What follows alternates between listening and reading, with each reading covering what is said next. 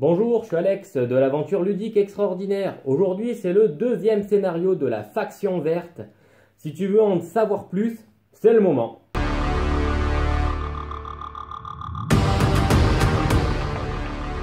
Dans cette vidéo, je vais vous présenter le second scénario des Grove Tender. Celui-ci est différent et très atypique, vous allez voir. Mais avant ça, tout comme les autres scénarios, celui-ci découle du précédent. Il est alors normal que tu sois perdu si tu n'as pas vu l'antécédent. Pas de panique. Le lien du premier scénario est dans la description de la vidéo et doit se trouver dans des fiches. Pour ne pas être à la traîne la prochaine fois, il serait alors bienvenu de t'abonner, comme ça tu seras tenu informé des nouvelles sorties de vidéos. Et puis, c'est toujours agréable, un petit pouce bleu, c'est très encourageant et motivant. D'ailleurs, dans le scénario précédent, je me focalise sur une capacité d'un Aurora en particulier qui n'a pas lieu d'être. En fait, j'ai confondu sa capacité avec celle d'un Burnout. Maintenant que c'est dit, revenons à notre mouton, et ce scénario assez bizarre. Il s'agit d'une course pour défendre des objectifs. Ici, le but est simple, il doit rester au moins 2 landmarks en vie à la fin du scénario pour le valider. 4 vagues bleues vont s'opposer à nous et auront des règles identiques au scénario d'avant. Ici, l'IA aura comme priorité d'explorer et attaquer les landmarks. Enfin, la marque des deux factions sera sur le landmark E. Chaque unité qui arrive dessus rejoint sa base et sera redéployée gratuitement à la prochaine vague. Pour finir, les landmarks à défendre auront 5 points de vie sans tenir compte de la quantité de points de vie écrite sur leurs chips. Bien, il ne reste plus qu'à commencer. Vague numéro 1. Bon, déjà le marqueur dans Inner Hawk est une erreur. Une erreur de mise en place qui va amener malheureusement à d'autres erreurs puisque je penserai que je l'ai bien acheté. Ceci sera compensé en fin de vidéo, ne vous inquiétez pas. On commence sans dé événements et nous avons 5 CP. Et pour 5 CP, on sort d'entrée de jeu l'ogre. Notre première exploration est un prêtre. On va pas chercher et on va le recruter. Angebin, quant à lui, avance et dévoile déjà un premier landmark. Une bête toxique. C'est pas de chance lorsqu'on arrivera à son niveau. De notre côté, on avance tranquillement et on va faire une nouvelle exploration. Un Riftwalk. Super, il sera inutilisable pour le moment. Pour Angebin, sa nouvelle exploration lui coûtera la vie. On ne dérange pas un serpent qui dort sans être préparé. Surtout dans Cloudspire. Malgré un fort potentiel défensif, nous perdons l'ogre. Par contre, Ibant n'aurait pas dû bouger, là on a vraiment le feu de camp. C'est pourquoi je la remets en place et vais relancer un dé contre le prêtre. La vague prendra fin sur le dernier déplacement de celui-ci dans le liquide toxique.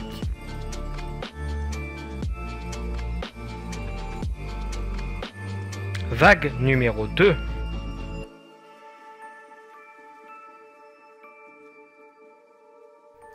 On lance le dé événement et c'est un 5.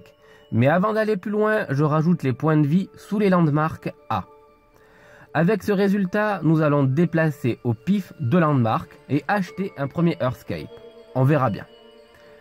On sort avec en tête des sangliers qui serviront à tanker les tourelles et en retrait des taproot. L'idée sera de mener un sanglier au contact du landmark pour le tuer avec sa capacité spéciale et de couper la route au bleu. Attention quand même à la range des tourelles. Avec la mort du landmark, j'utilise déjà la capacité spéciale du taproot pour invoquer un nouveau sanglier, mais promu celui-là. Les Narora arrivent au niveau de mon sanglier. Le conduite avec sa capacité stasis va venir le priver de bouger et de jouer au prochain tour. Le déplacement de mon nouveau sanglier et du petit taproot va nous permettre de renverser la vapeur. Mais les tourelles font très mal, on perdra 2 points de vie sur notre sanglier et notre taproot. Mais l'attaque, accompagnée de la capacité spéciale du Warbriar promu, permet de one-shot sur ce mouvement le conduite qui bloquait mon mignon. Je le ferai donc attaquer le prochain conduite qui est déjà sur ses pattes. Le mouvement des bleus est simple. Le conduit va rebloquer mon Warbriar et le drift va être bloqué derrière. Tout cela nous ralentit et nous force à utiliser Ibant comme appât pour les tourelles. Celle-ci tankera beaucoup, mais permettra au Warbriar promu de détruire un autre Stasis. A mon tour, comme à celui d'avant, je réalise que je fais une erreur lorsque j'attaque le drift. car je dois me déplacer vers ma marque. Donc je remets en place le point de vie du drift et m'en vais vers le serpent tout méchant à 2 points de vie à cause ou grâce à la capacité d'Angevin. Et maintenant, via celle du Warbriar et son attaque, nous remportons le landmark avec sa relique. Au tour du drift, celui-ci viendra tuer le Warbriar après son déplacement. Bien qu'ici, il aurait dû explorer et non tuer mon cochon, pour nous, on lance le sanglier à la poursuite du sbire bleu et je renvoie Ibant se soigner à la base. Mais ça marchera pas parfaitement. Mon sanglier meurt et Ibant encaisse encore un dégât. La voie est libre maintenant pour les bleus. Le drift continue sur sa lancée et va explorer et rentrer en contact avec un Traxxir avec Engage. Le nouveau drift apparaît et va poursuivre sa route et rencontrer une guêpe. Celle-ci le tuera sans pitié, mettant un terme à la vague. Vague numéro 3. Je corrige mon erreur avec Ibant et la rentre à la base. Lancer du dé événement avec un 4. On va re-switch des landmarks et mettre en tête les landmarks 9 et en retrait les abîmer.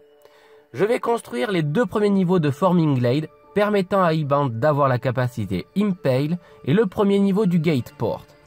Angevin est à nouveau redéployé dans la vague bleue. Pour ma part, je vais réorganiser mes unités et acheter un autre Earthscape. Avec 9 points de commandement, je me lance avec Ibant et un groupe composé de l'ogre au sommet, puis des Warbriars. Je vais me servir de mes sacs à points de vie pour tanker les tourelles et récupérer dans leur dos les unités bleues.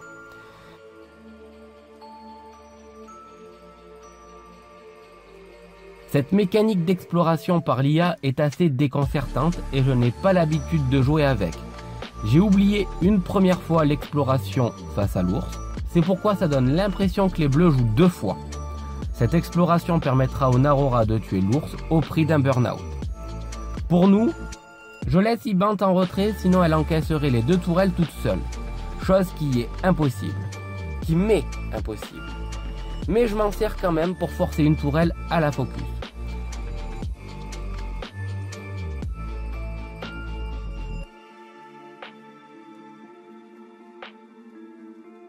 L'ogre, après son déplacement, viendra sur les talons du burn-out. Celui-ci se fera exploser lorsqu'il lui reste un point de vie, emportant avec lui l'ogre.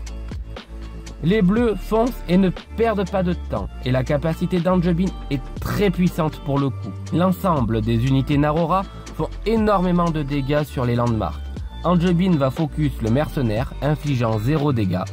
La réplique du mercenaire sera alors, eh oui, 2-0. Je dois réagir rapidement, mais ne peux sortir Ibant, sinon au prix de sa vie. Je dois trouver une autre solution, mais vous la verrez après. Pour le moment, je ne peux que la faire rentrer au bercail et lancer le cochon à la poursuite des cultistes. Mon cochon, bien que non promu, va pouvoir aller enlever 2 points de vie aux conduites grâce à sa capacité spéciale. Par contre, il va encaisser la tourelle au passage. Les bleus viendront se scratcher face au Traxxir. Sur mon déplacement, pas le choix que de devoir ôter un point de vie au Traxxir avec ma capacité, mais sur mon autre déplacement, la guêpe aurait dû subir elle aussi un dégât. Tant pis. Et ici, pas le choix que de faire attaquer le cochon face au Traxxir qui a Engage. Il me restera un sanglier pour la suite de la partie, mais l'objectif des 3 points s'envole. Vague numéro 4. Lancement du dé événement. Avec un 6, je vais mettre la guêpe dans un creux, ce qui va me permettre de faire passer les unités bleues, si je le peux, le moins possible à son contact, car elle n'a plus beaucoup de points de vie. Vient maintenant le temps de faire des achats, et sur ce tour, je vais acheter un autre Earthscape, ce qui nous en fait 3 au total, et qu'on va pouvoir poser. On crée alors un espace pour accéder plus rapidement et se faire moins toucher par les tourelles bleues à notre sortie. Et je vais débloquer le Forming Die qui, après son lancer, nous donnera un point de vie supplémentaire à une de nos unités et utiliserai ma relique pour grouper un lot d'unités sans tenir compte de leurs limites de mouvement. Allez, on se lance sur le chemin de la bataille avec en tête un Trid groupé au Grizzly Hawk sous lui grâce à la relique. Ça nous fait un paquet d'unités et nous sommes déjà sous le feu des tourelles ennemies. Cet ensemble d'Earthscape nous permet de prendre de vitesse les unités vertes. C'est donc le Trid en tête qui viendra couper la route de l'Évangéliste et accompagné du Warbriar et du Taproot au loin, qui vont tuer le premier Évangéliste. Le tour des Bleus sera rapide avec seulement le Lastid sur le Trid via l'Évangéliste numéro 2, dévoilant notre imposant Grizzly.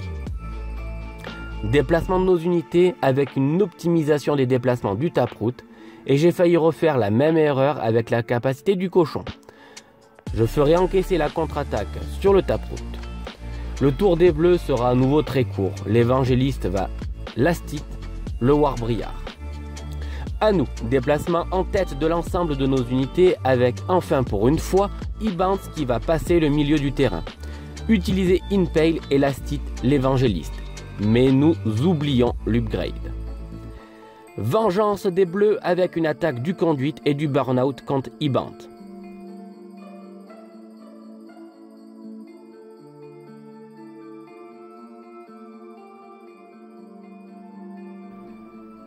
C'est le moment de sortir les grosses unités.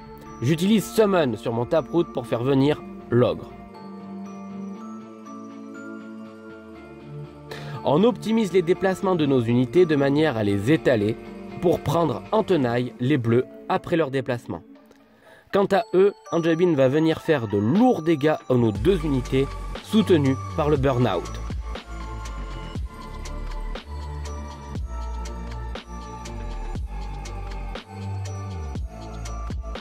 J'utilise Summon sur Ibant pour invoquer un Vine Herald.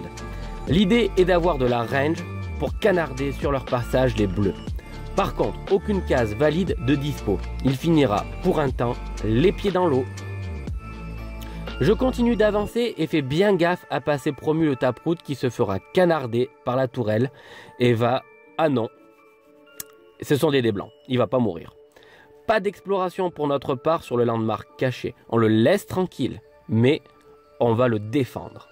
Anjabin est collé à notre héros. Il ne va donc pas bouger, bien qu'il aurait dû tenter d'aller chercher l'ogre et aurait dû focus uniquement celui-ci via sa capacité spéciale. Mais on a déplacé les minions avant lui. Tant pis. Le Taproot va mourir et le Grizzly se fera amocher. Petit temps de réflexion sur le déplacement de l'ogre et de l'ours. Le Vine Herald va attaquer le conduite et Ibant Anjabin. L'ogre va s'en prendre à la tourelle. Déplacement des bleus avec le conduite qui va faire stasis sur l'ours. Ça y est, on déplace enfin Anjabin qui va foncer sur l'ogre et endommager le Vine Herald. Le conduite pourra explorer le landmark restant. Et là, une bête avec toxique. La capacité Taproot de l'ogre le colle à la tourelle. Je déplace mon Vine Herald qui va servir d'appât à la tourelle et amène Ibant dans la bataille pour fermer l'étau. Notre sbire vert va subir une attaque mais tuer le conduite qui bloque notre ours. Le Grizzly va dégommer le dernier conduit. Restera plus qu'Anjabin qui va foncer à travers le chemin toxique en direction de l'ogre. Beaucoup de dégâts vont être subis par l'ensemble des unités. À notre tour, on va faire avancer l'ogre qui va encore rester collé à la tourelle. Celle-ci fera aucun dégât. Pendant ce temps, le Grizzly va terminer Anjabin après son déplacement et subir un dégât à cause des sécrétions toxiques. Nous sommes depuis le tour précédent en feu de camp et Ibance ne peut pas jouer. L'ogre va jouer et terminer son déplacement par un retour à la baraque. La vague se terminera sur le déplacement de l'ours dans les sécrétions toxiques. Bon, eh bien, avec cet avantage donné en début de partie, je décide de ne pas gagner 2 points d'encart mais seulement un seul. Après cette correction, nous aurions pu améliorer notre jeu en utilisant plus souvent les Taproot avec Summon et utiliser les ranges des Vine Herald en début de partie pour attaquer les tourelles bleues à la sortie de la base. Et surtout, construire des tourelles via les Earthscape au milieu de la map et non comme je l'ai fait. Ma façon de les utiliser n'était pas du tout optimale. J'adore cette faction, mais c'est bien avec celle-ci que j'ai le plus d'erreurs de mise en place ou de matériel. C'est vraiment trop dommage. Voilà, le scénario est terminé, alors on se retrouve très vite pour de nouvelles aventures. Ciao!